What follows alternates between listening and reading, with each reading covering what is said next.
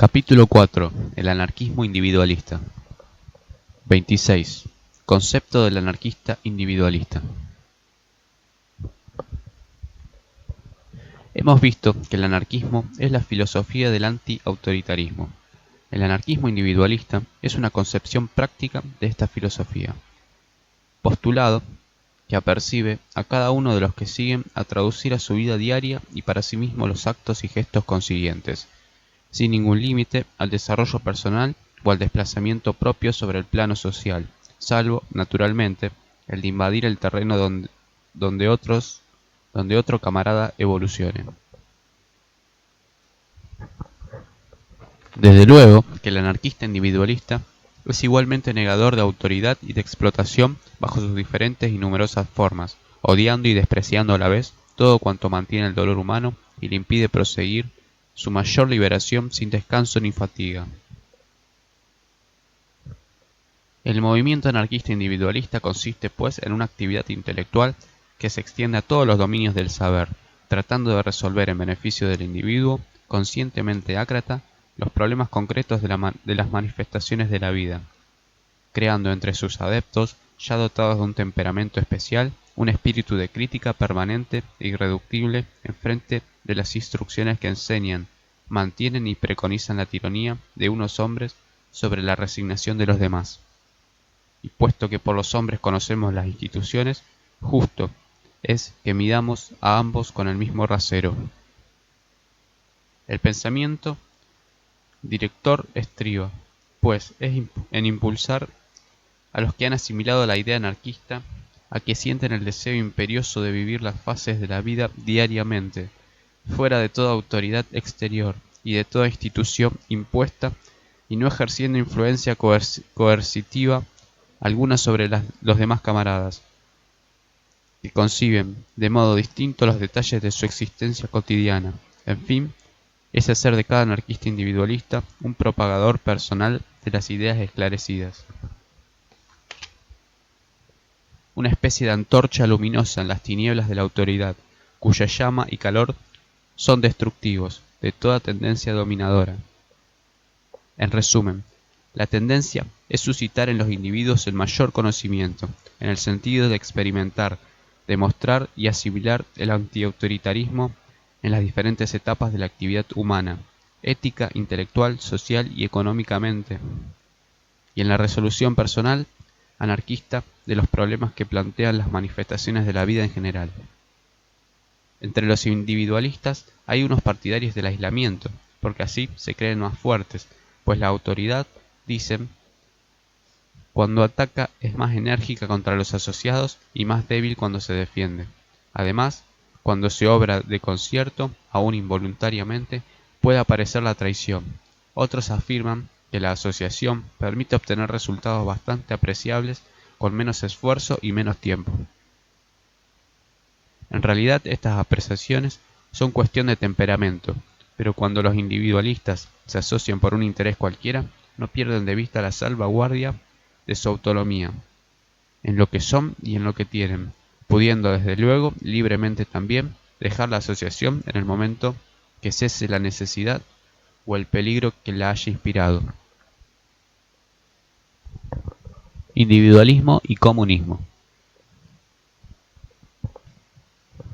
El anarquismo individualista se diferencia del comunista de la Federación Jurasiana y sus continuadores en que considera la propiedad del medio de producción y la libre disposición del producto como la garantía esencial de la libertad individual, que no puede existir sin esa plena posesión de los resultados del esfuerzo a cada uno y de los objetos de placer que forman una prolongación de la personalidad, quedando bien entendido que esta propiedad se limita solo a la posibilidad de hacer valer siempre la extensión de la tierra o los útiles de producción indispensables a sus necesidades, bajo reserva para el posesor de no poder disponer por ningún concepto del esfuerzo ajeno en la evaluación de sus facultades. El hecho de que los instrumentos de producción o el capital sean detentados por una minoría de poseedores actuales o por el Estado, la colectividad o la comuna es el mismo para el individuo, aunque los monopolios y los privilegios sean trasladados De las grandes asociaciones capitalistas a la comuna, el individuo se halla igualmente desnudo de recursos que antes. En lugar de hallarse dominado económicamente por la minoría capitalista, lo es por el conjunto comunista. Nada le pertenece, es un esclavo. Es sólo por la posesión de su producto y la facultad de disponer de él a su gusto que el productor deja de ser un dominado, un explotado. Sólo un método paréceme asegurarle este resultado, y es el que consiga que todo cuanto el individuo posea sea el resultado de su esfuerzo individual. Este método de vida económico me parece esencialmente anarquista y constituye el objeto de nuestra actividad o reacción sobre el ambiente. Declarándome anarquista individualista, no comprendo por qué no podré serlo económicamente. El anarquismo individualista debe tener los recursos suficientes para orientar a los que se interesan por una solución netamente anarquista del problema económico.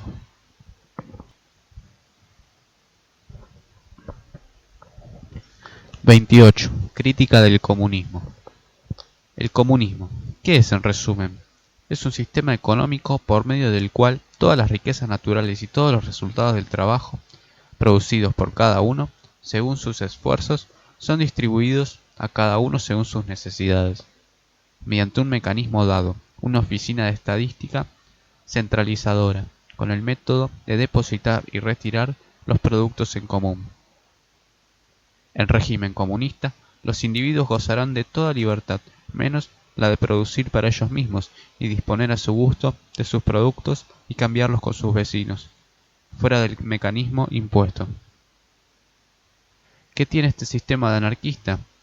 Esto es colectivismo disfrazado, liberalizado, endulzado y nada más. El individuo continúa sujeto a la colectividad, en donde la dignidad personal se encuentra salvaguardada. Dadle vueltas al comunismo, en todos sentidos, y siempre llegaréis al punto que de grado o por fuerza el individuo deberá sacrificarse a la colectividad o a la democracia comunista. Anarquista, mientras una sociedad no me permita comer, vestir, morar, difundir mis ideas a mi manera y sin control alguno, a condición de que no domine ni explote a nadie, consideraré su funcionamiento como autoritario. ¿Se ha definido seriamente el método depositar y retirar los productos en común? ¿Cuál será la forma de los depósitos? ¿Cuadrada, cilíndrica o piramidal? ¿Se mezclarán confituras, carbón, zapatos y patatas? ¿Se necesitará un método de almacenaje para cada producto, para cada especie de utilidad? ¿Se llevará a los almacenes la materia bruta o la materia elaborada? ¿Quién vigilará la calidad? ¿Cómo se evitará la superproducción? ¿Cómo se remediará a que los primeros se lleven el mejor y más de lo que les corresponde? ¿Se registrará la casa de X bajo denuncia para verificar si no ha conservado o retenido parte de su producto, o si lo posee H, ha pasado o no por el depósito? ¿Qué medios de verificación se emplearán? ¿Qué ejército de policías en perspectiva? Ante ello, uno se pregunta, ¿en dónde estará la diferencia con la sociedad actual? Por conscientes que se hayan hecho los individuos, desde el momento que su regla de conducta se basa únicamente sobre su interés o sobre la utilidad bien comprendida, no hay más que la violencia que puede impedirles contravenir a una regla dada, cuando encuentran ventaja en hacerlo. El comunismo solo es compatible con la moral del renunciamiento o con el cristianismo, es decir, con una moral de esclavos. Practicado en gran escala, el método de depositar y retirar los productos en común exige una administración de las cosas complicada e inquisitorial, como lo son todas las administraciones.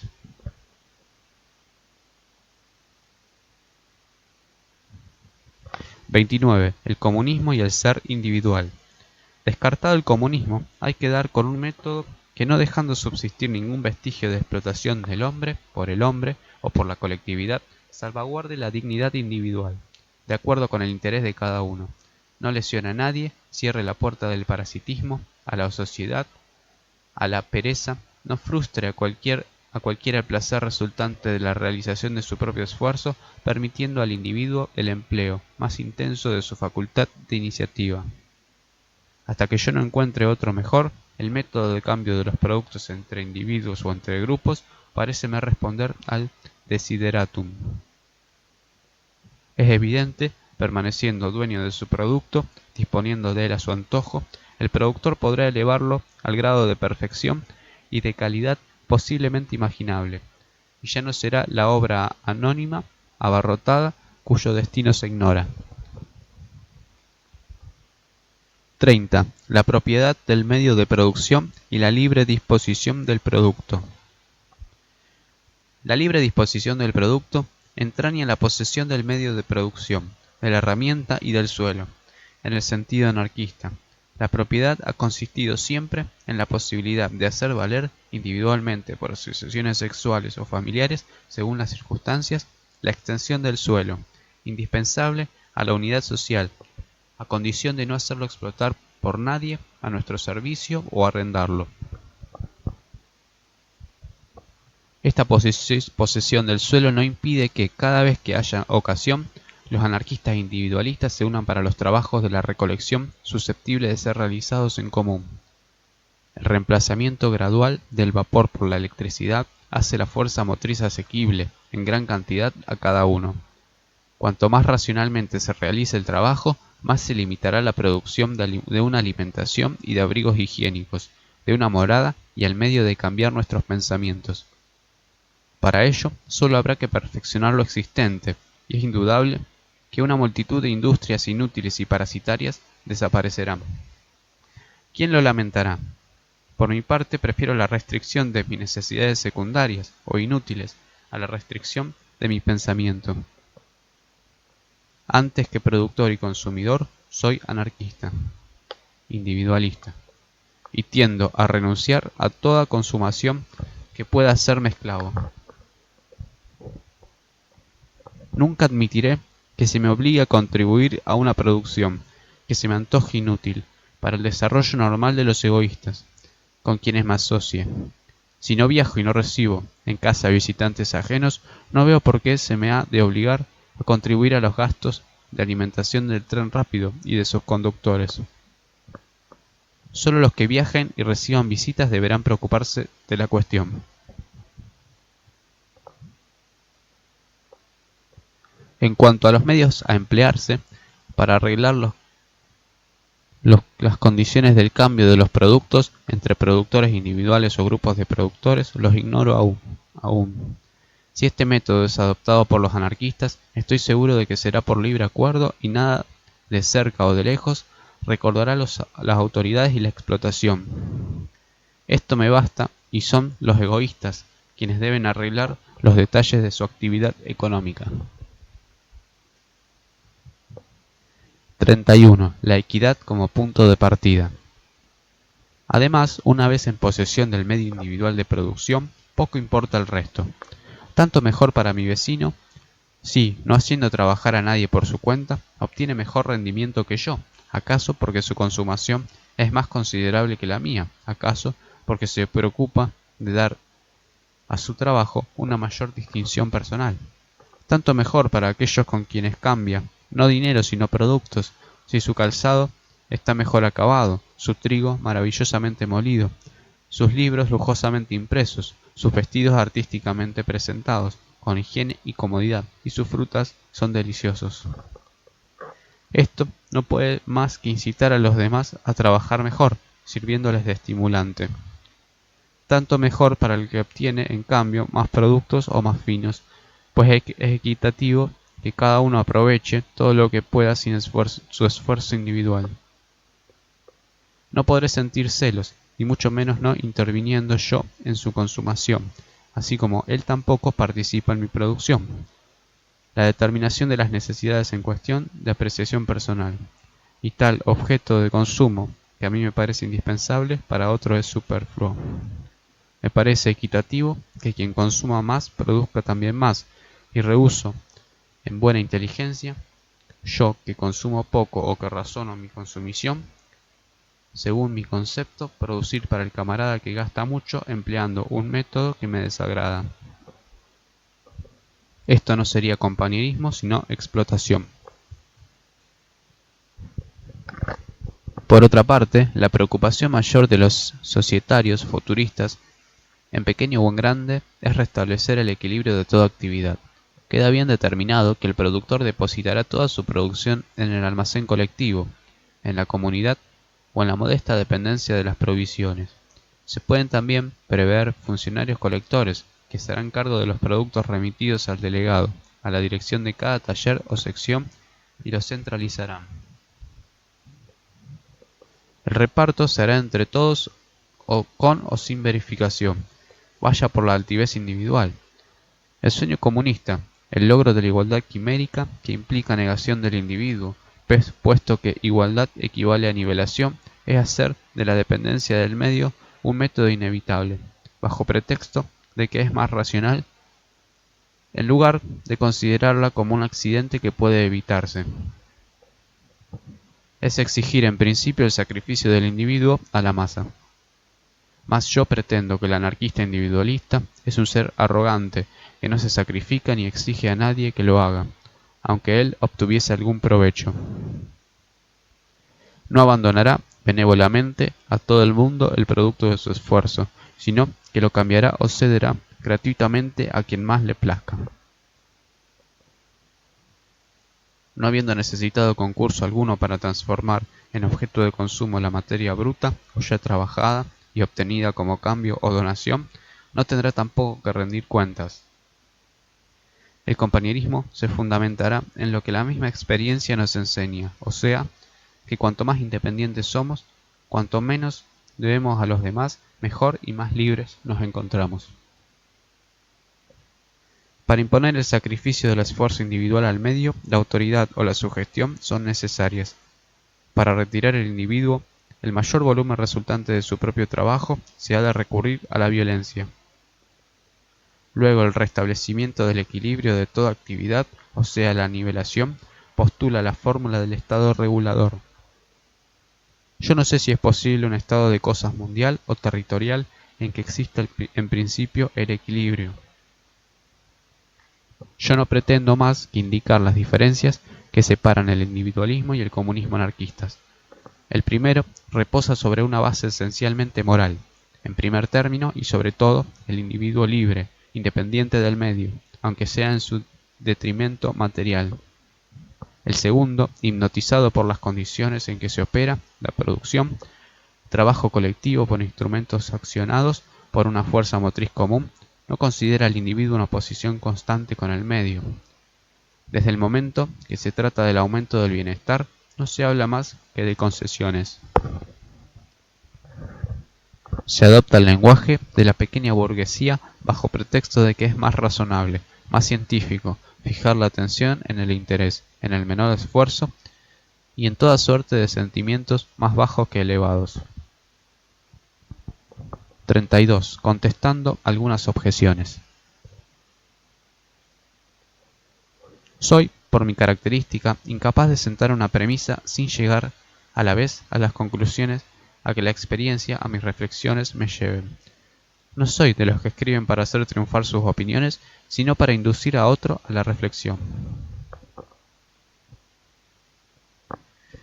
Desearía que se comprendiera bien que, hablando de los anarquistas y de las relaciones individuales entre ellos, no haga alusión alguna a los anarquistas tal como ellos podrán ser, cuando yo deje de existir.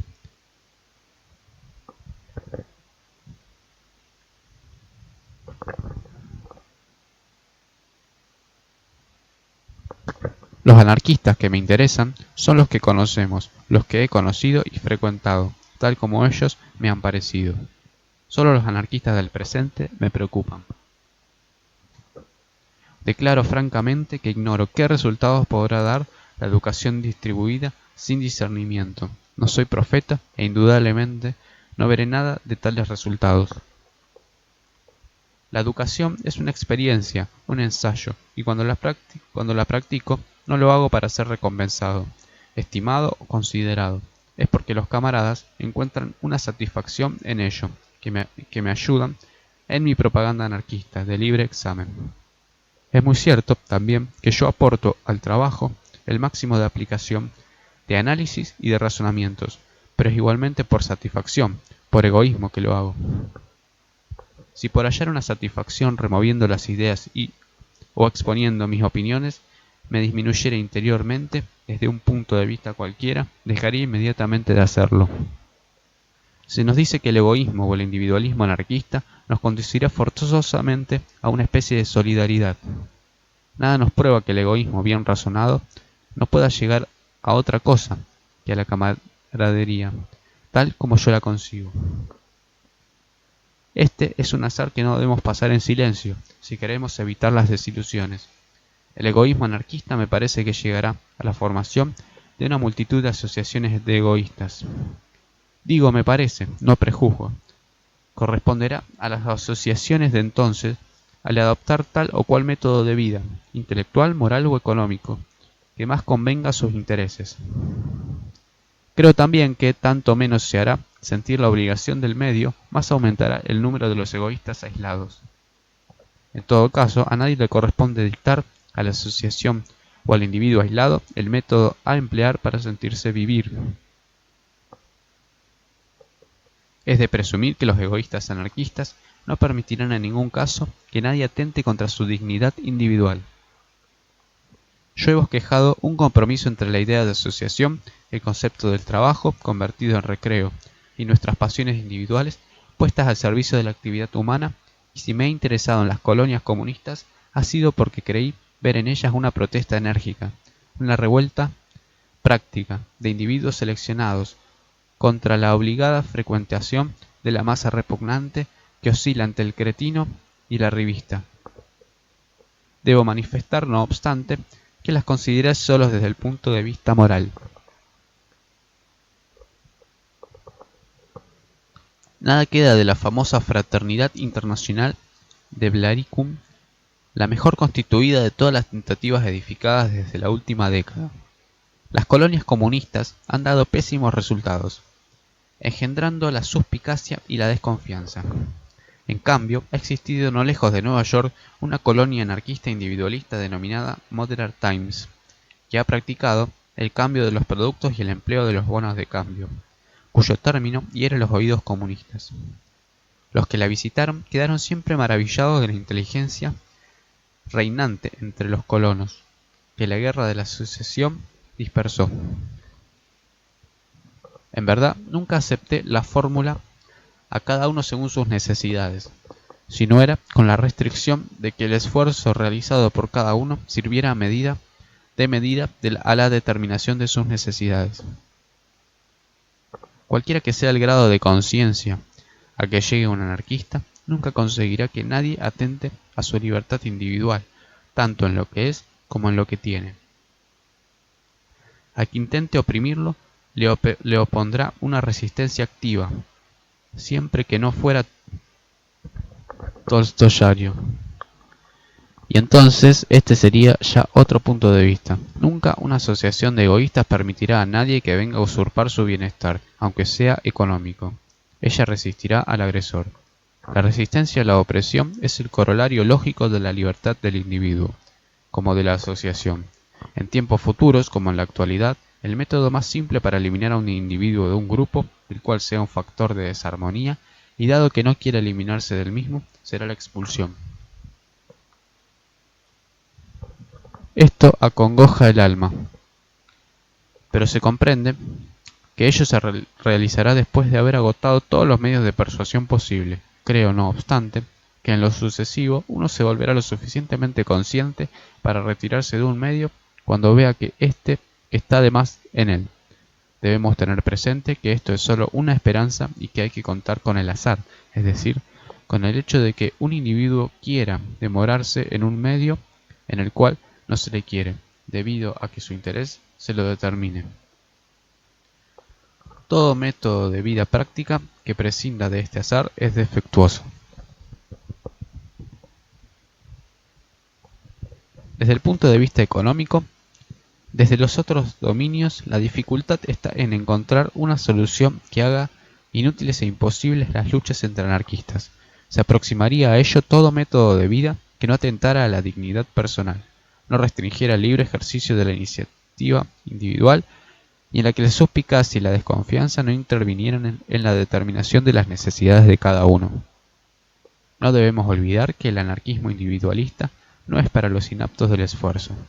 No se nace anarquista, sino que uno se hace tal por razonamiento, por sentimiento, por observación, por análisis y por sensibilidad. Pero siempre es necesario el esfuerzo. Es presumible que, sin haber llegado a un grado de conciencia muy desarrollada, los débiles de entre nosotros comprenderán, por su interés, que no deben reproducirse. Durante el periodo de transición encontraremos un interés, para evitar todo factor de desarmonía, en procurar a aquellos de los nuestros desheredados por la naturaleza ocupaciones en relación de su grado de fuerza física. Del mismo modo, hallaremos interés, ya que podemos caer enfermos, en cuidar a aquellos de los nuestros atacados de una enfermedad, no obstante las precauciones de higiene que hayan adoptado. Y concluyo. Compréndese que correrá aún mucha agua por debajo de los puentes antes de que se levante la aurora de una sociedad anarquista. ¿Quién sabe si ella llegará a existir? Lo importante es, pues, vivir su vida enseguida, sentirse vivir. Creo que con lo dicho basta para responder a los que acusan que los anarquistas individualistas de no tener ningún método de vida económico para oponerlo al comunismo. Tan incompleto como sea este estudio, es suficiente para indicar que el anarquismo individualista, que garantiza la dignidad individual desde el punto de vista intelectual y moral, posee bastantes recursos para garantizarla desde el punto de vista económico. Por otro lado, estimo que todo aquel que actualmente cambia un producto con otro, sin preocuparse de la valoración que le atribuya el medio y sin intermediario alguno, realiza económicamente hablando un acto materialmente anarquista.